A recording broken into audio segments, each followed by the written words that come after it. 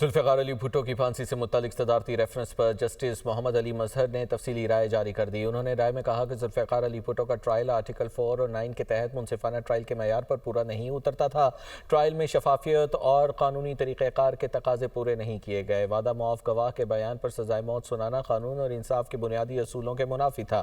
Trial میں ججز کی ذاتی جانبداری سب پہلے سے قائم شدہ ذہن نے منصفانہ فیصلے کی بنیاد کو متاثر کیا۔ بند کیس کو مارشل لاء دور میں بغیر کسی قانونی جواز کے دوبارہ کھولا گیا۔ کیس سیشن کورٹ سے ہائی کورٹ منتقل کرنے میں قانونی تقاضے نظر انداز کیے گئے۔ ذوالفقار علی بھٹو نے بینچ سربراہ پر عدم اعتماد کا اظہار کیا جسے تسلیم نہ کرنا انصاف کے تقاضوں کے خلاف تھا۔ سپریم کورٹ کا مشاورتی دائرہ اختیار ریاست کے تمام اداروں کے لیے اہم قانونی حیثیت رکھتا ہے۔